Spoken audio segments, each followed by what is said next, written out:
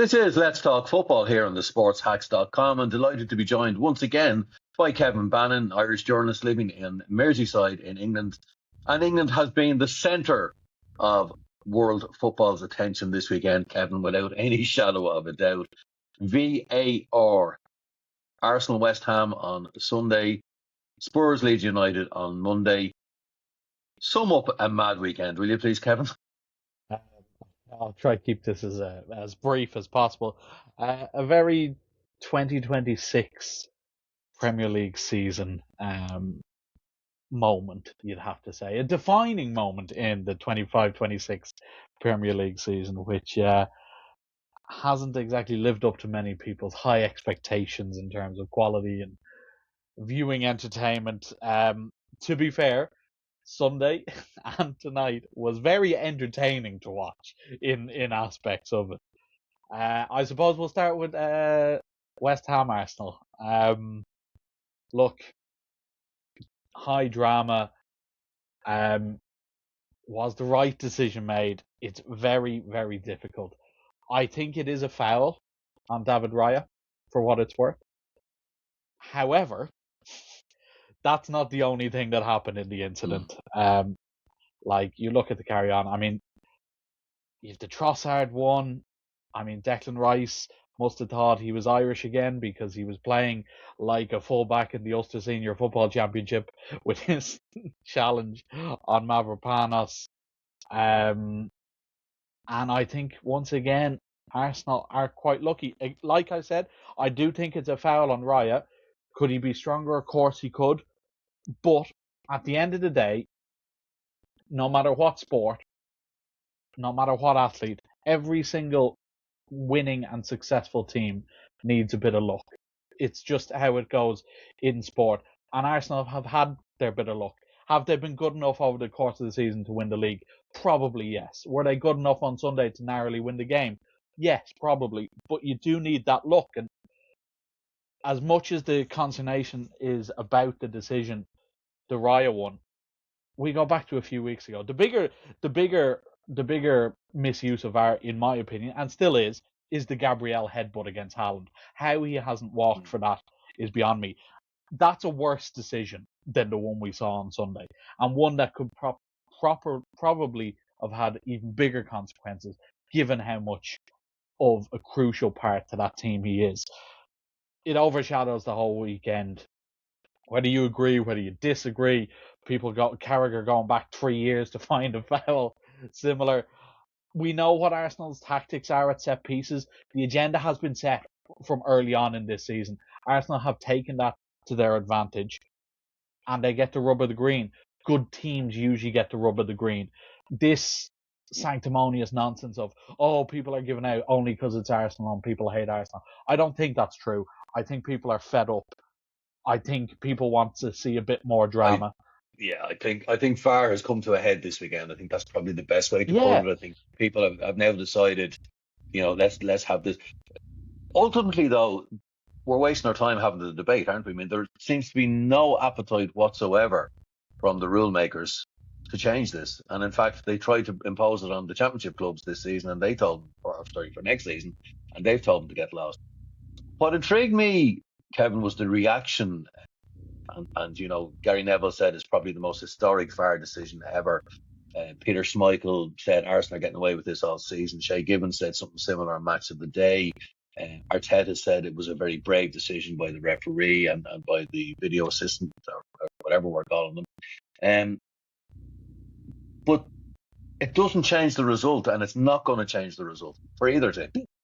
No, it's not. And look, you hardly expect Schmeichel to be sympathetic towards Arsenal given his playing history, so I'm not really surprised. Given, is he going to throw Raya, a fellow member of the goalkeepers union, under the bus there properly? Maybe. Neville's also in the entertainment business. He's going to hype it up. It's a massively consequential decision. Of course it is. Not only for the league title, but for the relegation, which we'll get onto. I don't enjoy talking about VAR and referee decisions. I'm very much of the opinion that, to be honest, these things sort of even out over the course of a season. you'll get some, you won't get some, and that's the rub of the green. I think with such a high profile decision in such a high profile moment, if this happens in the 53rd minute in a game in October, it's not a massive. It might be a talking point that evening in the post match analysis, but it's never going to be as big and go on. Like some of the stuff you're seeing today is just like it's yes, it's serious, but my God, I don't know what it is about this Arsenal team that they just get everyone from every side riled up so much. And maybe it's a bit to do with the personality of the team and how they go about their business. I've spoken on here about how I'm not a massive fan of the style of football, mainly because I can think they can probably do a Part of bit which, more. part of which is crowd boxes on corners, Yeah, crowd penalty areas, crowd. I heard a suggestion today that there should be nobody inside the 6 yard box for a corner that's bar the nonsense. goalkeeper. But I mean, That's nonsense. what are we going It's to do? We're not. going to give the lines. I'm going to give the officials on the line a green flag to put up. It's not. This isn't. It's not netball. Like there aren't no-go zones in on the field of play. It's nonsense. I just think it's taken everything from what we saw when the discussions in the game shouldn't be around that, but it always is going to be because this narrative that always comes around is, and the broadcasters love talking about referees. I mean, they have that silly show on Sky Sports News with Dermot Gallagher every single Monday that I don't know how anyone watches Ref Watch. They have releasing the audio files. I find it tiresome. and the When pundits from will always argue with him. They argue with him always every week. and like what we really should be talking about is how Arteta has maybe perhaps gotten out of jail here because of the tactical decision when Ben White was taken off injured. He put Rice to right back, and after a dominant opening 15-20 minutes, Arsenal looked to shadow themselves. And someone who has been criticised a lot this season, Martin Odegaard, stepped up as club captain when he needed to pick the pass. And David Raya, I mean, it's a phenomenal save. That's what we really should be talking about. Just for a side note, I think if anyone other than Bruno should have been player of the year, it should be David Raya. The Not really save was relevant. the save was fantastic. Ask most people tomorrow who scored the goal, and watch how many people don't even remember. Leandro That's Trossard. Yeah. yeah, but that's where we're at. Like, and I mean, Yeah. it's just like I was doing some research last night, and I came across Varsenal.co.uk, which lists the great VAR controversies involving Yeah. Arsenal. I mean, my eldest lad is an Arsenal fan. He thinks they're the most hated team in England at the moment. Is that fair? Yeah, I think there's some merit to that argument. Yeah. Look, people don't like successful teams when they're doing well. I think the fact we may have slightly touched on this already. The fact that they're not Manchester City, and the fact that it's been so long, I think a lot of the online Arsenal support. That's maybe a tad unfair. There's a section of the Arsenal online fan community which riles people the wrong way when you see them putting Bukayo Saka over Lionel Messi in some of these combined 11s, which are just nonsense. But I still watch them anyway. I think Arteta's antics are quite difficult to warm to, particularly on the sideline. I mean, they carry on during the week in the Champions League when they were trying to hide the ball with the Arteta and the sporting director, on the ground and on the sideline, excuse me. And I think that stuff. I think the style of play, the crowding in the corners. I think Now that's where Gabriel. VAR should have got involved. Yeah, like I know, I appreciate it's a different competition, but yeah, I know what you mean. They carry on with the corners. I think like Gabriel and Saliba sometimes are a bit soft, going around looking for fouls. And they're an annoying side, I'd say, to play against. Have they quality? Of course they do. They have some wonderful players in that team. And they do, I think, deserve the Premier League title because consistently they've been the best team over. But it's a hell of a way to potentially secure it. It really, really is. But as you said, they're not going to get rid of it now. It's here to stay. It always has been since it was implemented. They'll make tweaks here and there. Again, you've a 5-minute replay to look for a clear and obvious error. Does something clear and obvious take 5 minutes? And if If it it's doesn't. clear and obvious, the referee used to see it Yeah, most of the time. Not all of the yeah. time, but most of the time. Here's one for you. Do you remember in the not so distant past, there used to be an official standing behind the goal? Oh yeah. So what I happened? mean, do Where we did they want to go? bring that back? Do we want to bring Well, them back? Because I remember the chat around them was, well, why are they standing there? They're useless. They don't see anything, or they mhm. don't have the authority to make a decision. So I don't know what the fix is. There needed to be something after, like, the countless incidents. Obviously, the biggest one for us is the Henri handball in 2009.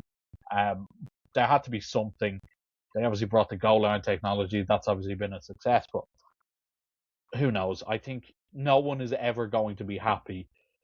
Do you bring it back to just, oh, I'm sorry, it's just human error, or do Mm. you keep it here? I genuinely don't know the answer. I was fairly agnostic on the whole thing. I'm starting to veer toward get rid of it, but I mean, ask me again in 2 weeks' time when something else happens. I I'll say, was well, this is why we need it. I was driving down to Lahinch this morning, and I was listening to the sports news, and the Offaly hurling manager, whose name Oh yeah. escapes me at the moment, was talking about the very contentious 65 that earned Mm. them a draw with Kilkenny, and the referee, good old-fashioned refereeing, no Hawkeye, none of that. He went to his two umpires, had a chat, gave the 65. Offaly scored. Offaly were happy. The Offaly manager said, of course it was a 65. And I'm sure the Kilkenny manager didn't think it was a 65. So look, as you said, we're never going to win this. I told you my They, Ryan Manning theory, haven't I? Have we told you oh this? no, please go on. No. So Ryan Manning and the Prague Republic of Czech, as it used to be known, and the penalty, etc. Ryan Yes. Manning doesn't play with VAR every week. He plays in the Championship. Yeah. Ryan And that's Manning why it would makes the not have challenge. expected that every little challenge was going to be picked up in the box because he's not used to it. Am I right in saying the referee gave that decision Yeah, yeah. Anyway, though? that's I'm just let's I'm just let's I'm let's not get defending Ryan sad Manning again. because I think some of the stick Ryan Manning got was Yeah, totally unjustified. So I it am was. defending him, and That's all I'm right. saying he doesn't I play with just don't VAR. want to feel sad about the whole thing again. So let's move on. In terms of the Premier League, moving on, and Southampton still not. We don't know if they'll be in the Premier League next season or not.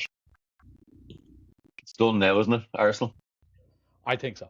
I do think it is. Man City do play Crystal Palace Wednesday They, night, but yeah, no, I think they've done enough now. It's very, very difficult to see them dropping points in their last two against. Although Burnley under Michael Jackson, a different outfit as we saw at the weekend. You'd expect them to win. They're already down, and sorry, I'm, then I'm still I'm still sorry, I'm still trying to take on board Burnley under Michael Jackson. yeah, Sorry, if you're of an it's age, you'll know. Yeah, a sentence you never thought you'd hear.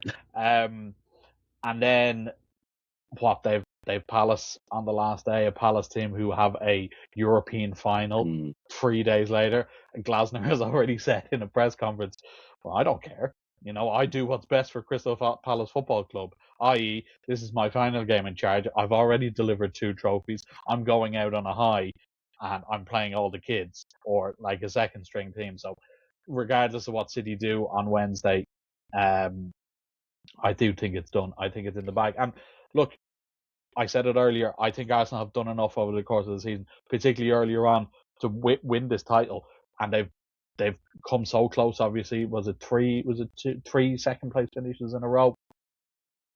They finally reached it. Fair play to them. It may not have been pretty, but it doesn't always have to be.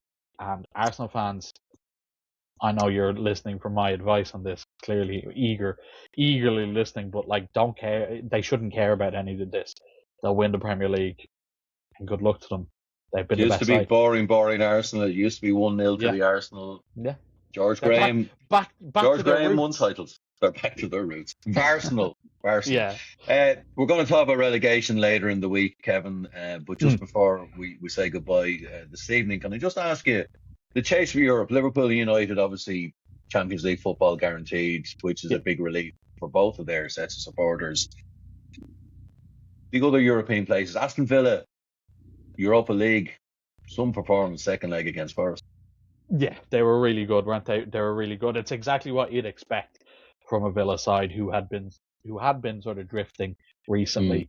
But I mean, Unai Emery in the Europa League. What more can you say? And look, With Forest. teams with Villa in the name. Oh, stop! It's incredible, isn't it? It is incredible.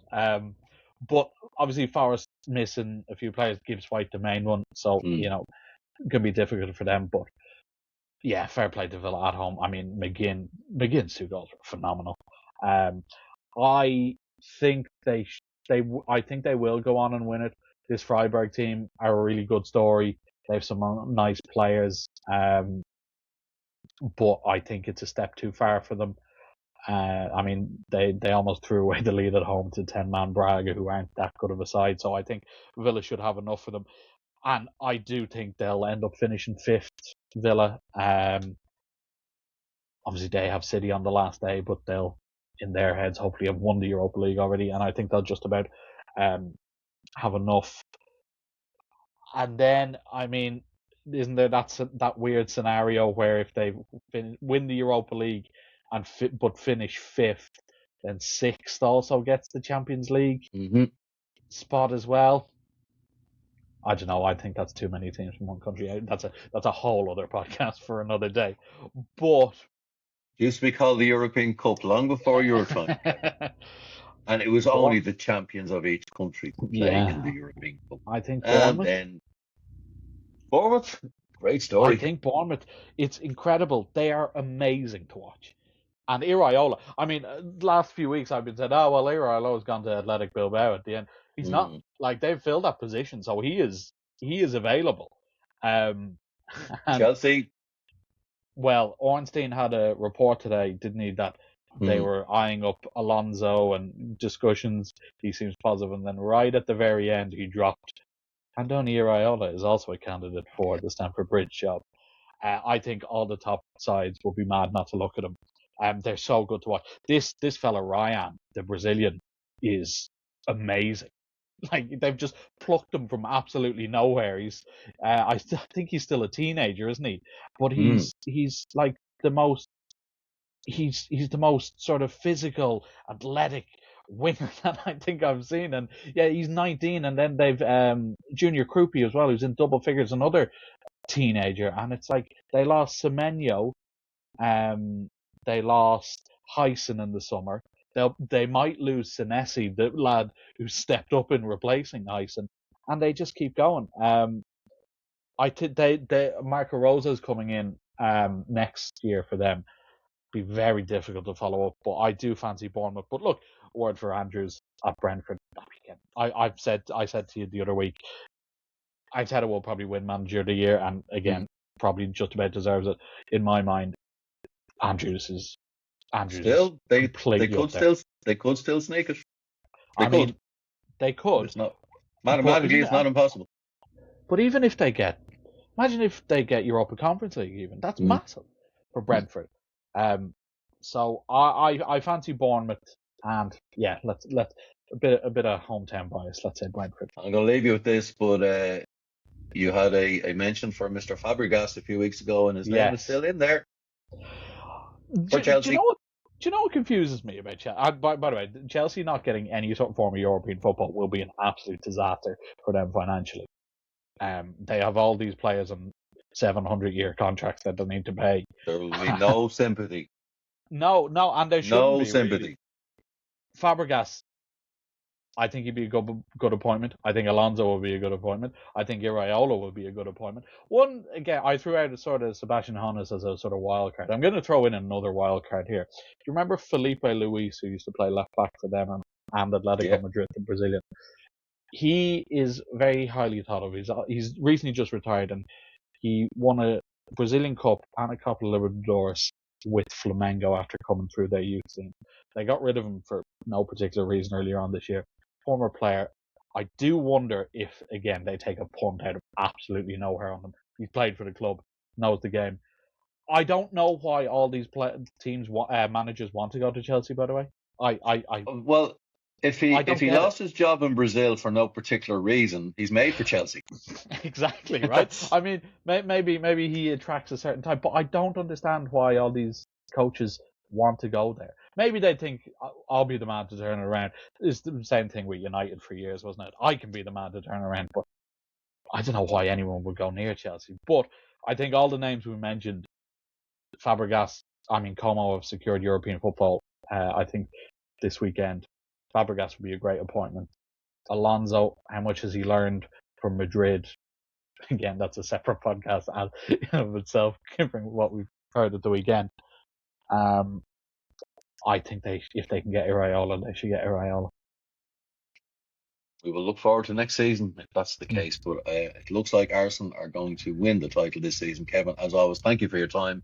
We'll be back, as I said, later in the week discussing the relegation battle, which is down to 2, but probably down to 1. Kevin Bannon, thank you. No worries.